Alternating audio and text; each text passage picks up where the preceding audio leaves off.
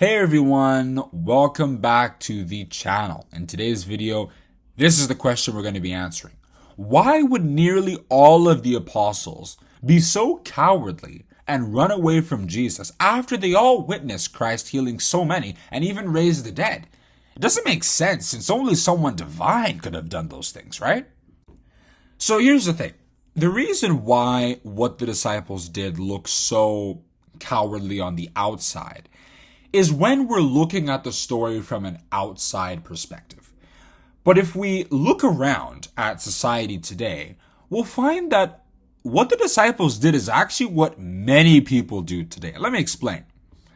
Isn't it equally surprising that people who used to be friends of rich people often dump them when they experience unemployment or business collapse, right? It happened to Job in the Bible, if you read Job chapter 19, verses 13 to 19. In your mind, you'd probably be thinking, what are friends for? This is when they need them the most to, be on their side and help them up, but not for the other person. They feel that they have nothing to gain from someone who is poor, so they'll just dump them.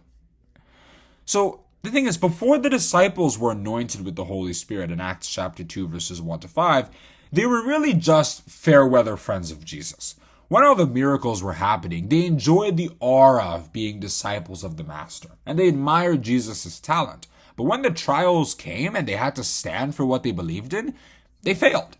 Deep inside them, they felt that God would not allow someone so close to him to suffer under the hands of sinners. Therefore, even though Jesus told them ahead of time that he would be killed by the Jews in Matthew chapter 17, verses 22 to 23, the disciples felt that God had forsaken him, and so there was no point in following him anymore.